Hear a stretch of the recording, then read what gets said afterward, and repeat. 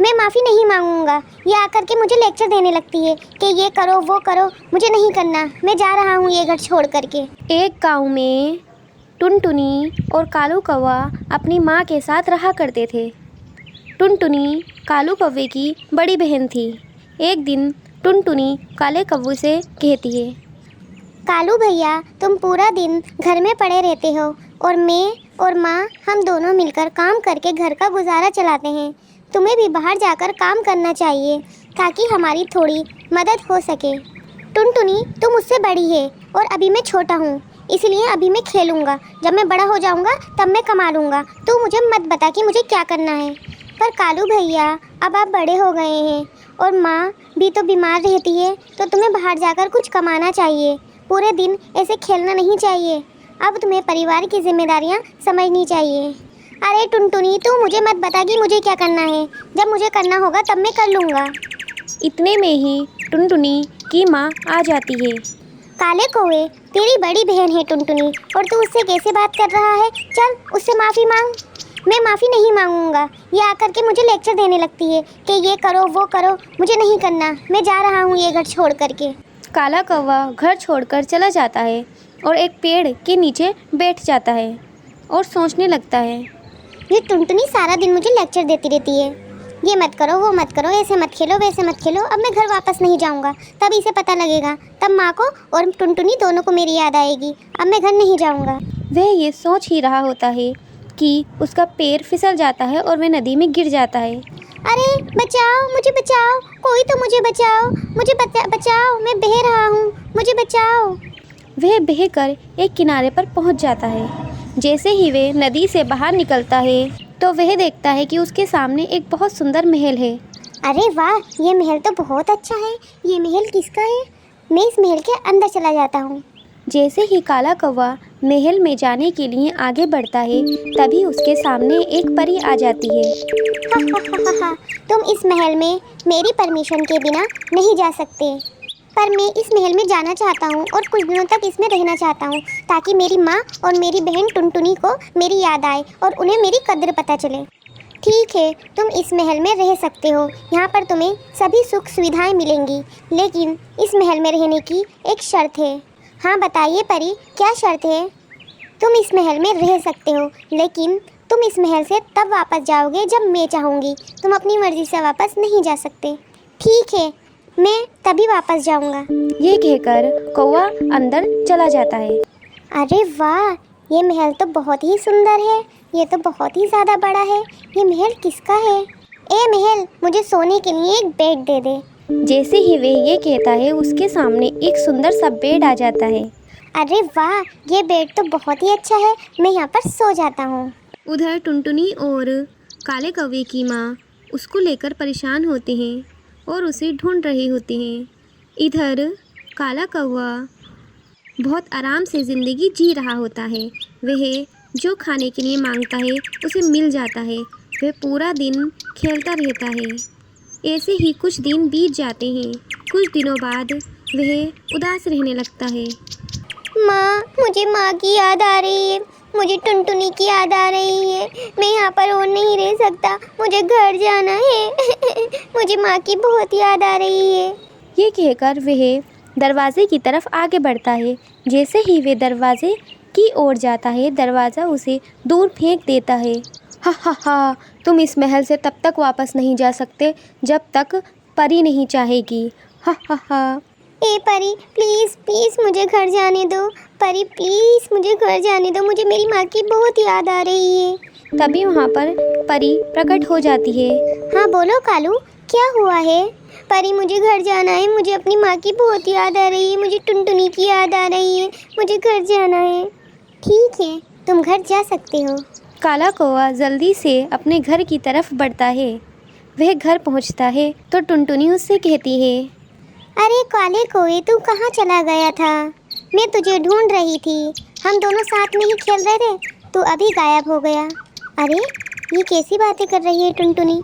मैं तो बहुत दिनों से महल में रह रहा था। लगता है समय वहीं पर रुक गया था। अगले दिन काला कौवा काम पर जाता है और वहाँ से पैसे कमा कर लाता है। वह पैसे अपनी माँ के हाथ में देता है। माँ, अब मैं कभी भी खेलूँगा नहीं, काम करूँगा और तेरा सहारा बनूँगा। मुझे माफ़ कर दे माँ। अब काले कौवे को अपनी जिम्मेदारियों का एहसास हो जाता है और वो लोग खुशी खुशी रहने लगते हैं। टॉनी, मुझे पैसे दे, मुझे शराब पीनी है, मुझे पैसे दे। मेरे पास कोई पैसे नहीं है तुम्हें देने के लिए। एक गांव में टोनी चिड़िया अपनी बेटी टुनटुनी और अपने पति के साथ रहा करती थी। उसका पति शराबी था जो दिन रात सिर्फ शराब में डूबा रहता था। उसे अपनी बेटी और अपनी पत्नी की ज़रा सी भी परवाह नहीं थी। बेचारी टोनी घर घर जाकर झाड़ू पोछा करके अपने घर का खर्च चलाती थी। एक दिन शाम का समय था। बहुत तेज बारिश पड़ रही थी। बेचारी टोनी अपने घर में बैठी थी। हे भगवान, मेरी बेटी टुनटुनी अभी तक नहीं आई, पता नहीं कहाँ रह गई और ये बारिश भी इतनी तेज़ हो रही है। मुझे तो बहुत ज़्यादा घबराहट हो रही है। कुछ समय बाद टुनटुनी बारिश में भीगती हुई घर आती है। बेटा तू कहाँ रह गई थी? तुझे पता है ना, जब तू नहीं होती तो मुझे कितनी बेचैनी हो जाती है। मम्मी बारिश हो रही थी ना, तो मैं कुछ समय के लिए वहाँ पर रुक गई थी पेड़ के नीचे। जब बारिश रुकती तो मैं आ जाती, तो थोड़ी देर और रुक जाती ना। अभी भी तो बारिश में पूरी तरह भीग ही चुकी है। अगर मैं वहाँ पर रुक जाती तो आप परेशान हो जाती ना, तो इसीलिए मैं आ गई। मम्मी, मैंने आपसे कहा था ना पिछले साल कि आप मुझे एक छाता दिला दीजिए, आपने नहीं दिलाया था। प्लीज़ मम्मी, मुझे इस बार एक छाता दिला दीजिए, वरना मैं बारिश में भीग जाती हूँ। हाँ मेरी बच्ची, मैं तेरे लिए एक छाता लेकर आऊँगी। ये कहकर टोनी चिड़िया सोच में पड़ जाती है, क्योंकि उनके घर का खर्च ही बहुत मुश्किल से होता है, तो वह अपनी बच्ची को छाता कैसे ला कर देगी। उसी समय वहाँ उसका पियक्कड़ पति आ जाता है। टोनी, मुझे पैसे दे, मुझे शराब पीनी है, मुझे पैसे दे। मेरे पास कोई पैसे नहीं है तुम्हें देने के लिए। मुझे पैसे चाहिए, मुझे पैसे दे। मैंने कहा ना, मेरे पास कोई पैसे नहीं है तुम्हें देने के लिए। तुम्हें दिखता नहीं, तुम्हारी बच्ची पूरी तरह बारिश में भीग चुकी है, उसके पास एक छाता तक नहीं है। तो मैं क्या करूं? मुझे शराब पीनी है, मुझे पैसे दे। मेरे पास कोई पैसे नहीं है। आपको जो करना है आप करिए, ठीक है? हमसे आपका कोई लेना देना नहीं है। उसका पति समझ जाता है कि टोनी बहुत गुस्से में है, वो इस प्रकार से उसे पैसे नहीं देगी, तो वह उसके सामने नाटक करता है। टोनी तो सही कह रही है, मुझे अपने परिवार को देखना चाहिए, अपनी बच्ची को देखना चाहिए। मुझसे गलती हो गई टोनी, मुझे माफ़ कर दे। अब मैं कभी भी शराब को हाथ नहीं लगाऊंगा। टोनी जानती है कि उसके पति ने पहले भी उससे इस तरह के बहुत से वादे किए हैं, लेकिन वह तोड़ देता है। इस बार टोनी उस पर भरोसा करती है और उसे एक मौका और देती है। अगली सुबह टोनी कहाँ जा रही है? आपको पता है ना, मैं काम करने जा रही हूँ। टोनी एक काम कर, जो तेरे पास पैसे हैं तू मुझे दे दे। तू इतना काम करने जा रही है, मैं टुनटुनी के लिए एक छाता ले आता हूँ और घर का राशन ले आता हूँ। वैसे भी घर का राशन ख़त्म ही हो चुका है। टोनी बेचारी अपने सारे पैसे अपने पति को दे देती है। वह उस पर भरोसा करती है। शाम का समय हो जाता है।